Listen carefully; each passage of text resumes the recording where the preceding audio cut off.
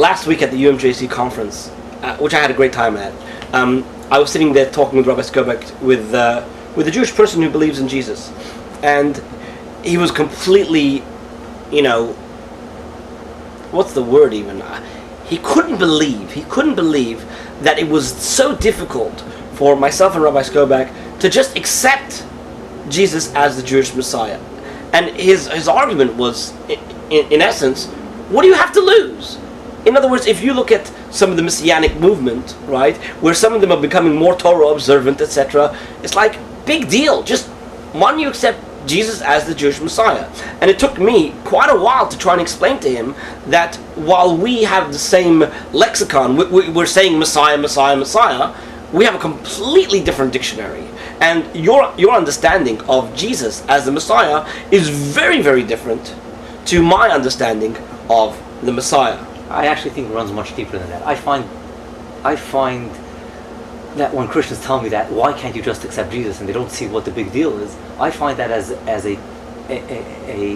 basically a deep misunderstanding of Judaism. Because the way they're looking at Judaism is, well, listen, we're doing all the external things that Judaism is doing, so what do you care if you believe in this person as the Messiah, that person as the Messiah? In other words, they're reading Judaism as something completely external and has no heart. The heart of the Jew is devoted to God and to God alone, to the exclusion of anyone else. What the Messianic movement or the Hebrew Christian movement or Christians or Christian missionaries, whatever you want to call them, what they want is that heart, which is completely devoted to God alone, also be devoted to Jesus, Yeshua, whatever you want to call him. And the heart of Judaism, the reason we observe those commandments, the reason we observe the Sabbath, we don't observe the Sabbath in order to observe the Sabbath. We observe the Sabbath in order to testify that there is but one God. We put on tefillin in order to testify that our hearts are devoted to God and to God alone. To say, well, what's the big deal of accepting Jesus? That's ripping the heart out of Judaism and saying, just keep all the external things. It's like asking saying, you have a marriage, you have two people that are married, and you say, what's the big deal of entering into a relationship with another person? You'll still tell the wife, you'll still cook for your husband, you'll tell the husband, you'll still give your wife support, etc., etc. So have a relationship with another person. You miss the whole idea of marriage. You don't understand what marriage is about. Our hearts are devoted to God and to God alone, and that's what Judaism is all about. Right. All the external things of Judaism are just testifying to that. Right, but obviously Christianity, Messianic, what they're calling Messianic Judaism, is the very antithesis of what Judaism is. The heart of Judaism is that we are witnesses to the world that everything on earth is created by God, and God is the master of everything. That is the testimony, that is the gift that God gave to the world through the Jewish people, and He continues to give to the world through the Jewish people. And what Christianity is doing is saying, no, that there's one person that walked the world, just like I walked the world and you walked the world, and breathed God's air, under God's heaven, on top of God's earth, that He is worthy of our devotion. That is the very antithesis of the testimony of the Jew. The Jew is saying, no, that man is also a subject of God. Just like everyone else is a subject. We're all equally subject to God. And by calling one man worthy of devotion, you're canceling the whole testimony of the Jewish people. All right, but I think everything you just discussed now, as important as it is, most Christians don't even think in those terms. Most Christians that I've spoken to think in terms of messianic prophecies and fulfillment of prophecies, and they're going to find it very difficult to listen to your message, because as far as they're concerned, they worship the God of Israel, the one God of Israel.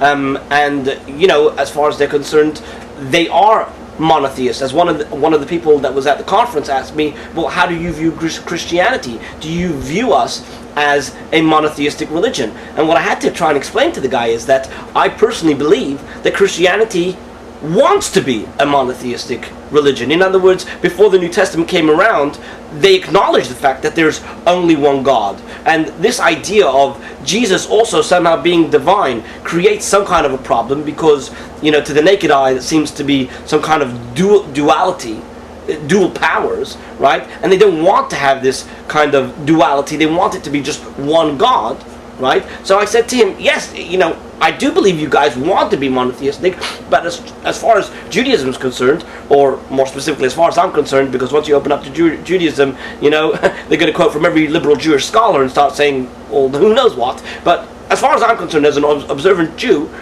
worshipping anything, even as a representation of God, that's considered idolatry, and that is considered something that God is really against. And as Rabbi Aryeh Kaplan once put it, what does the Jew have to lose by accepting Yeshua, accepting Jesus? Everything. They're in the eternity. Everything. You lose everything. And therefore, this is not just a question of messianic prophecies and did he fulfill it or didn't he fulfill it. This is a question of the heart of the Jew. So, I agree with you. I don't even like the question, what do you have to lose? Is if the question is about you. Is in other words, what's in it for me? Is it something I'm going to gain or I'm going to lose? That's not the issue over here. There's a covenant. The Jewish people stand in a covenantal relationship with the God of Israel. God appointed them. God said, listen, I have a job for you guys. And you have to carry a certain torch of truth throughout the history of humanity. And all the Messianic prophets, in the book of Isaiah, it says, when God will ultimately appear in his power, then the Jewish people will say, will be vindicated. This is the God that we hoped for. This is the God that we were loyal to all through our history. In Psalm 44, it says, God, the Jewish people address God and they say, we didn't spread our hands to a foreign God. This is our relationship with God. By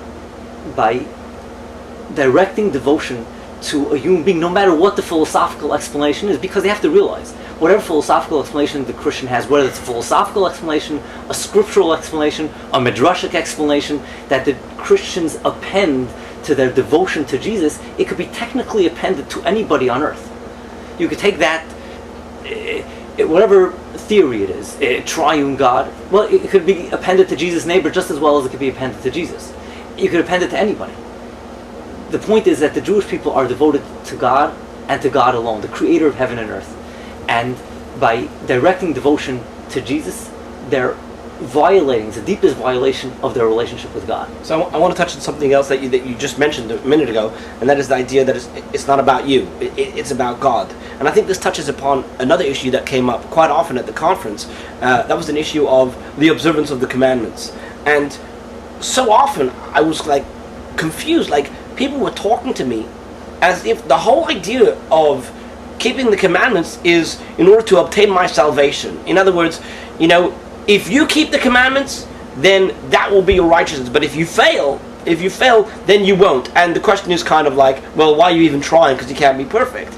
And I tried to explain to these people that my observance of the commandments has got nothing to do with salvation.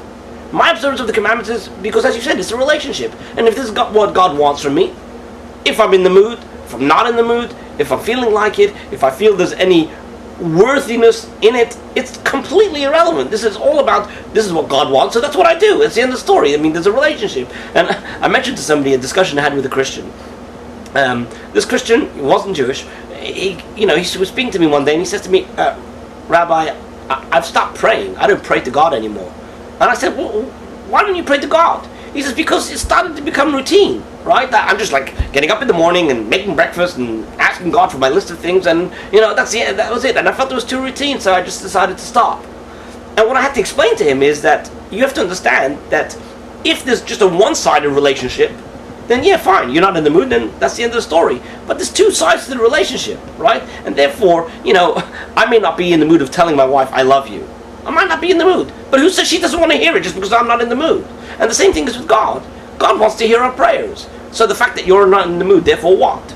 And the fact that you feel that you're a sinner, right? And therefore you fall short of the glory of God. Therefore what? God still asks you to keep Shabbos. So you got to keep Shabbos. Not because you're going to be saved, you're not going to be saved, because you're righteous, you're not righteous. Just because this is what God wants me to do, and that's why I do it.